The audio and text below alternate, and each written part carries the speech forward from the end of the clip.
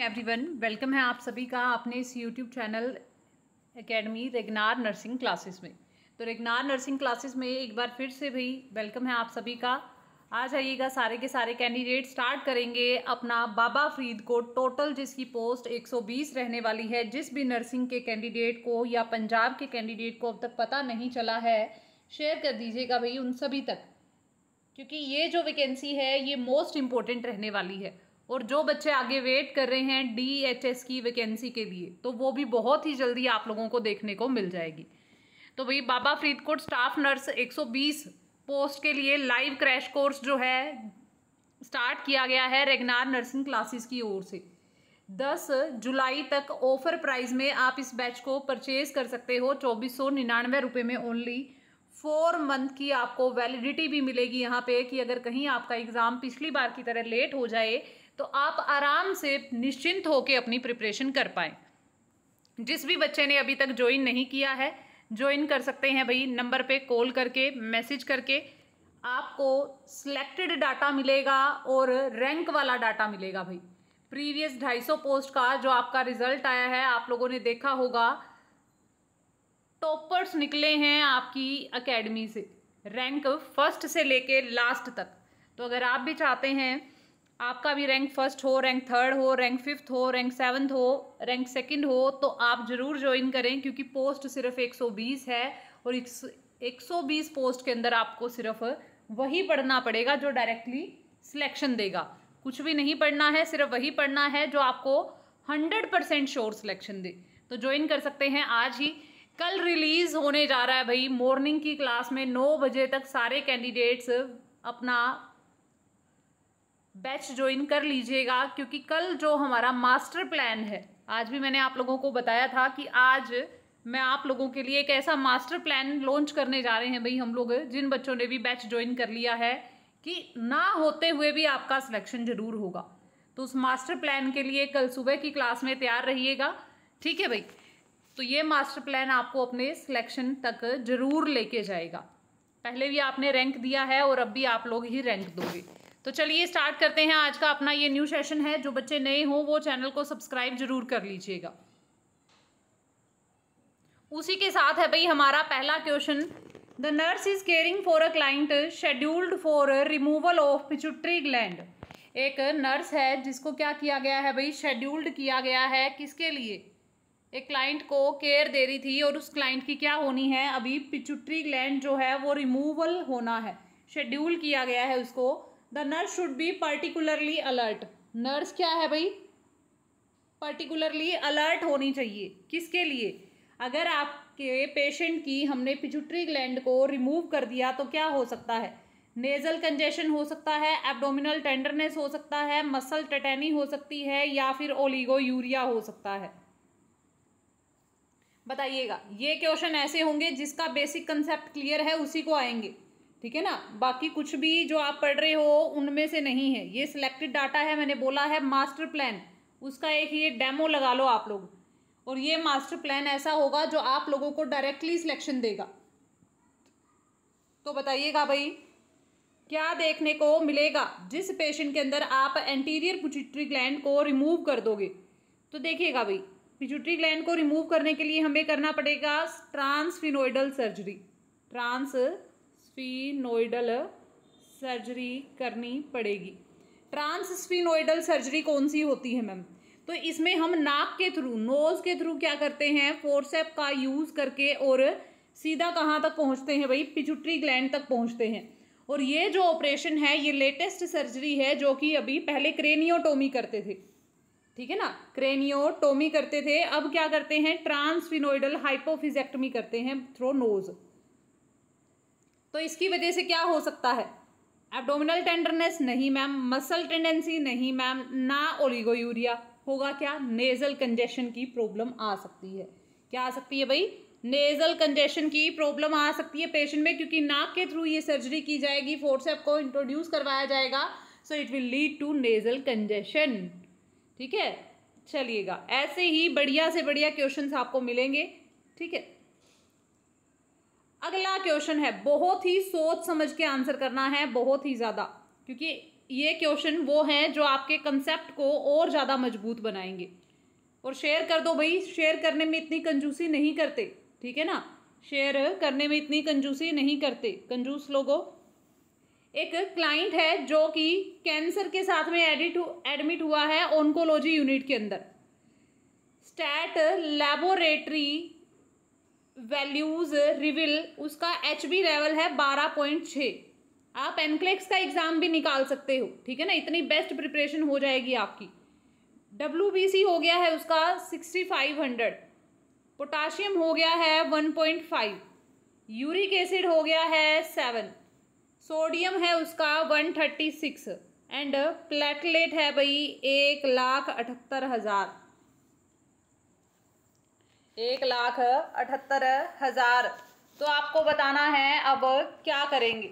जो क्लाइंट है आपको इवैल्यूएट करना है कि ये सारी कंडीशंस देख के आपको क्या लग रहा है कि क्लाइंट किस चीज़ को एक्सपीरियंस कर रहा है।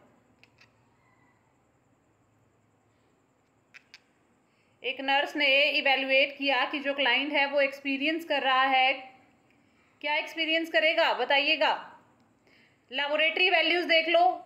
अब लेबोरेटरी वैल्यूज़ देखी तो आपने देखा पेशेंट का यूरिक एसिड आ रहा है 7, sodium with in normal range है 135 से 145 है, तो कोई बड़ी बात नहीं है भाई। अब यहाँ पे चले जाओ, पोटाशियम देखो 1.9, ये भी नॉर्मल, ये भी नॉर्मल, HB भी नॉर्मल है, WBC भी विद इन नॉर्मल रेंज है। तो यहाँ पे पोटाशियम देखिएगा, ये क्या है, हाइपोकैलीमिया। नॉर्मल होना था 3.4 टू 5.1 मिली इक्विवेलेंट होना था, जो कि आपके पास अभी 1.9 ही है। So answer will be hypokalaemia. अगला क्वेश्चन है भाई, एक 24 ईयर ओल्ड फीमेल क्लाइंट है, शेड्यूल की गई है उसकी सर्जरी। क्या शेड्यूल की गई है भाई, उसकी सर्जरी शेड्यूल्ड की गई है for in the morning, morning के लिए, ठीक है। Which of the following is the primary responsibility of the nurse, nurse की प्राइमरी रिस्पॉन्सिबिलिटी क्या होगी, नर्स की प्राइमरी रिस्पॉन्सिबिलिटी क्या होगी यहाँ पे,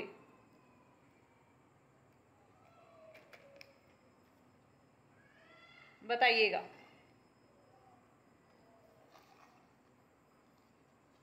नर्स की प्राइमरी रिस्पॉन्सिबिलिटी क्या होगी।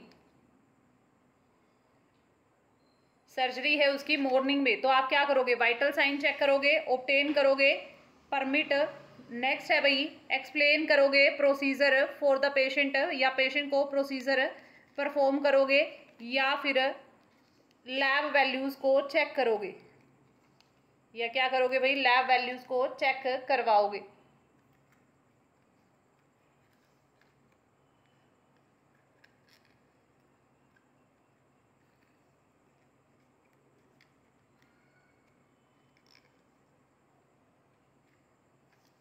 तो वाइटल साइन लोगे, नहीं मैम, तो आपको क्या करना पड़ेगा, वाइटल साइन लेने पड़ेंगे पेशेंट के। मॉर्निंग में सर्जरी है पेशेंट की, अब देख लो ऑब्टेनिंग द परमिट, परमिट लेने का काम किसका है, डॉक्टर का है, मतलब कंसेंट लेना। प्रोसीजर एक्सप्लेन करना डॉक्टर का काम है, लैब वैल्यू चेक करना डॉक्टर का काम है, तो आपका काम क्या है, वाइटल साइन चेक करना, ठीक है जी। अगला क्वेश्चन है, the nurse is working in the emergency, nurse emergency में काम कर रही है। When a client arrive with severe burn on the left arm, जब पेशेंट आ रहा है सीवियर बर्न के साथ, लेफ्ट बाजू में उसको सीवियर बर्न हो गया है, हैंड पे, फेस पे, नेक पे, तो आप सबसे पहली प्रायोरिटी क्या रखोगे मरीज में, सबसे इम्पोर्टेंट प्रायोरिटी नर्सिंग एक्शन क्या होगा।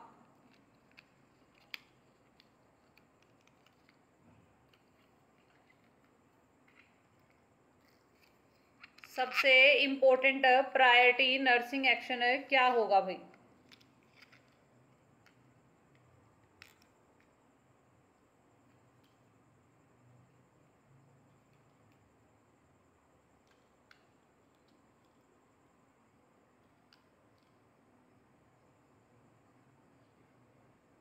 IV स्टार्ट कर दोगे, आंसर कीजिएगा सारे के सारे।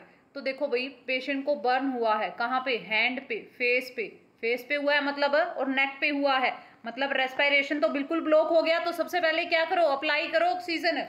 मरीज कहीं स्निक ना हो जाए, मरने से बचाने के लिए सबसे पहले क्या करोगे? तो पेशेंट को दो आप ऑक्सीजन दो भाई। क्या दो? ऑक्सीजन दो मरीज को। ठीक है ना? क्या दो? ऑक्सीजन एडमिनिस्टर करवाएंगे मरीज को। ये है आपकी फर्स्ट प्रायोरिटी नर्सिंग एक्शन। ठीक है ना? जब भी फेस का, हेड का बर्न हो रहा है, नेक का बर्न हो रहा है, उसके लिए हम यूज़ करते हैं। तो शेयर कर दो भाई वीडियो को। और जो भी बच्चे बैच ज्वाइन करना चाहते हैं, जिन्होंने अभी ज्वाइन किया है, ठीक है, मैं आपको बता दूं कि बाबा फरीदकोट का क्रैश कोर्स स्टार्ट हो चुका है। नंबर पे कॉल करके, मैसेज करके ऑफिशियल क्लासेस स्टार्ट हो गई हैं। डेली की 3 क्लासेस लाइव प्लस रिकॉर्डिंग आपको मिलने वाली है, चाहे ड्यूटी वाले हों चाहे विदाउट ड्यूटी, सारे कैंडिडेट्स क्लासेस लगा सकते हैं। The nurse is visiting the home health client with osteoporosis. Osteoporosis हुआ है और ओस्टियोपोरोसिस के साथ में क्लाइंट आया है। The client has a new prescription. Client को एक न्यू प्रिस्क्रिप्शन दिया गया है विद एल्ड्रोनेट। ठीक है, फोसामैक्स दिया गया है, उसके साथ में आप एल्डरोनेट बोल सकते हो। Which instruction should be given to the client. Client को आप क्या इंस्ट्रक्शंस दोगे? एल्ड्रोनेट नाम का जो टैबलेट है वो पेशेंट को एडमिनिस्टर करने के लिए दिया गया है। पेशेंट था ओस्टियोपोरोसिस का, तो आप क्या करोगे? कौन सी इंस्ट्रक्शंस दोगे मरीज को? Rest in the bed after taking medication. Medication लेने के बाद रेस्ट करवाओगे 30 मिनट तक, या फिर अवॉइड करोगे, रैपिडली कोई मूवमेंट नहीं करवाओगे। नेक्स्ट है take the medication with the water only, कि पेशेंट को ये जो दवाई है वो ओनली पानी के साथ लेनी है। या फिर एलो करोगे at least 1 hour between taking the medicine and taking other medicine. इस मेडिसिन और दूसरी मेडिसिन के बीच में एक गैप रखोगे। तो भाई ये दवाई ऑलवेज किसके साथ लेनी होती है? पानी के साथ लेनी होती है। किसके साथ लेते हैं भाई? पानी के साथ में लेते हैं। और पेशेंट को क्या करना है भाई? 30 मिनट, लेने के 30 मिनट तक आपको क्या करना है?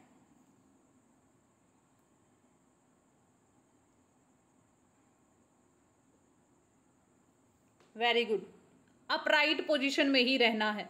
ठीक है ना? अपराइट पोजीशन में ही रहना है। Well done. काफी बच्चों का ठीक भी था, कुछ एक का गलत भी था। नेक्स्ट क्वेश्चन है भाई, एक नर्स है जिसको इनिशियल राउंड कर रही थी, वो राउंड पे उसने देखा विद 6-5 फ्रैक्चर एंड क्रचफिल टोन्स। एक क्लाइंट था जिसके ऊपर क्या लगे हुए भाई? C5 पे फ्रैक्चर है, सर्वाइकल 5 पे, और टोन्स लगे हुए हैं। कौन सा इक्विपमेंट है जो आप बेड साइड पे रखोगे?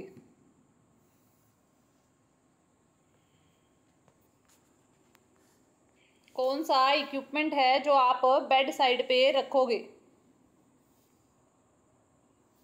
तो आपको रखना पड़ेगा एक फोर्सेप या टॉर्क फ्रेंच, या फिर आपको रखना पड़ेगा कटर, या फिर स्क्रू ड्राइवर।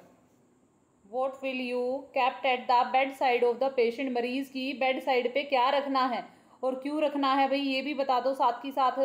सबको पता है ये क्वेश्चन का आंसर। तो very good ma'am, bed side पे क्या रखेंगे? एक रेंच रखेंगे। क्या रखेंगे भाई? एक रेंच रखेंगे। क्यों? क्योंकि मैम हो जाए कि कभी भी पेशेंट का जो स्क्रू है क्रच फील्ड के, वो कभी भी टाइट करने पड़ सकते हैं, लूज करने पड़ सकते हैं। ठीक है ना? तो ये क्या करता है? रेंच क्या करता है? प्रेशर को कंट्रोल करेगा।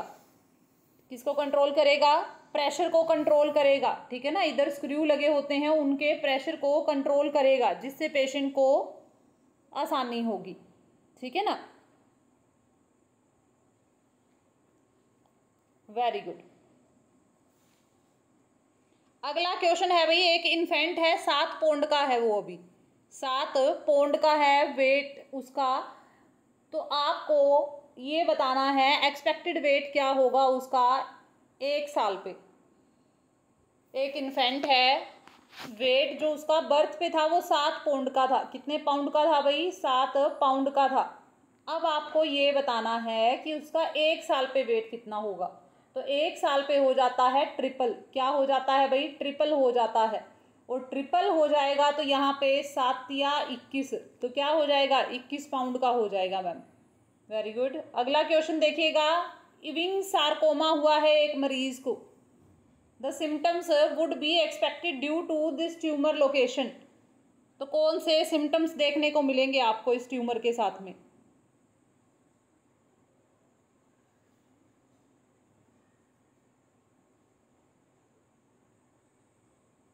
तो सार्कोमा क्या होता है भाई? एक टाइप का बोन कैंसर होता है। क्या होता है? बोन कैंसर होता है। तो पेशेंट को क्या होगा? बोन पेन देखने को मिलेगा मैम। क्या देखने को मिलेगा? बोन पेन देखने को मिलेगा। अगला क्वेश्चन है भाई, एक नर्स है जो क्या दे रही है? एक पेशेंट को कार्बामाजिपाइन दे रही है। ईएसआईसी के एग्जाम में भी क्लोजापाइन का क्वेश्चन आया था, है ना। नेक्स्ट है, which laboratory value might indicate a serious side effect of his drug. इस ड्रग का मोस्ट सीरियस साइड इफेक्ट क्या होगा?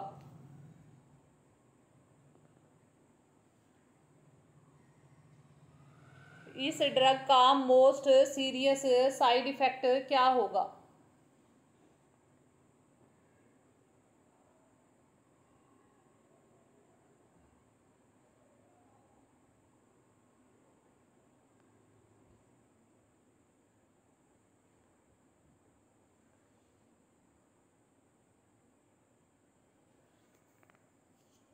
तो देखिएगा, ये क्या कोज करती है भाई? यूरिक एसिड को, हेमाटोक्रिट को अफेक्ट करेगी या डब्ल्यूबीसी को? तो ये क्या करती है, बताइएगा। मैम बोन मैरो को सुप्रेस करती है।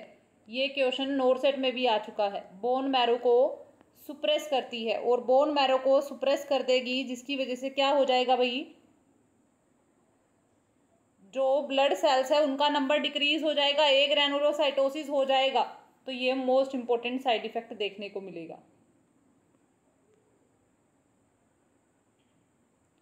अगला है भाई, एक पेशेंट है, 6 महीने का बच्चा है जो कि एडमिट हुआ है विद इंटिव सस्पेक्शन। क्या हो रखी है? टेलीस्कोपी हो रखी है इंटेस्टाइन की। और कौन सा क्वेश्चन है? During the nursing history is least helpful.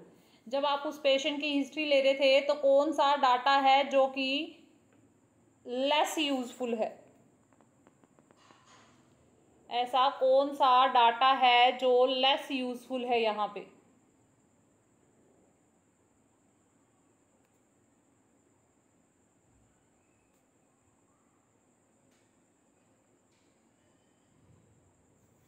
तो tell me about his plan. What does the vomiting look like? Next है, describe the usual diet. Have noticed the changes in his abdomen size.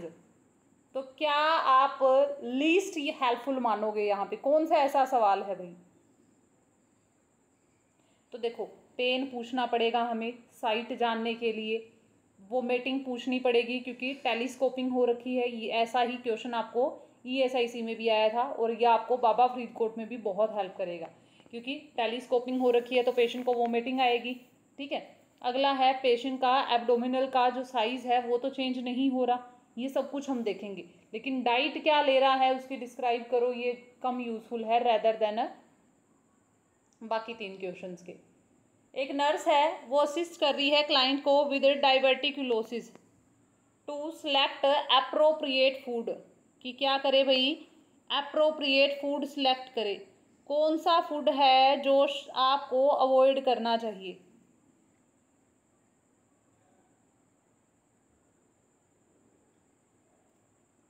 कौन सा food है जो आपको avoid करना चाहिए? Bran, fresh peaches, next है कुकुम्बर सैलेड, या फिर ईस्ट रोल्स। डाइवर्टिकुलाइटिस का प्रॉब्लम हुआ है पेशेंट को, तो आपको पता है भाई ऐसे फूड अवॉइड करते हैं जिनके अंदर क्या होते हैं?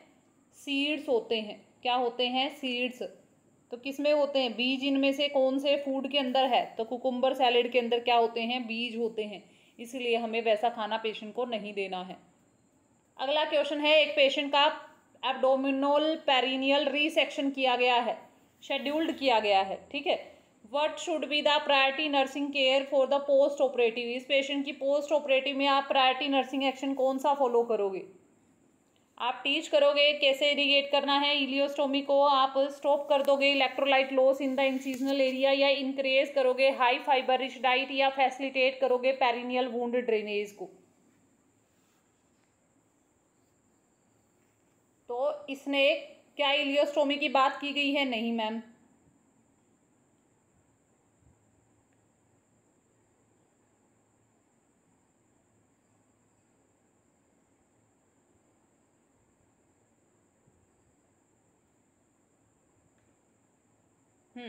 तो मैम हम क्या करेंगे, पेरिनियल वुंड केयर देंगे। क्या देंगे? पेरिनियल वुंड केयर देंगे।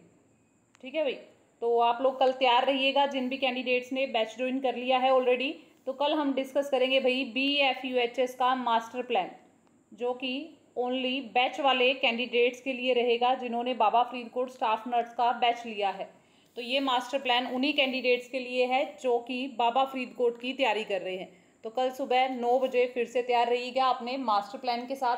कल हम डिस्कस कर लेंगे कि आपको किस टाइप से अपना पूरा शेड्यूल लेना है तैयारी के लिए। तो चलिएगा, मिलते हैं कल की क्लास में। जो भी बच्चे बैच ज्वाइन करना चाहते हैं they can join, make a call on this number. 10 PM तक आपकी जो कॉलिंग है वो अलाउड रहेगी। ठीक है, 49 619। ठीक है भाई, okay, thank you so much.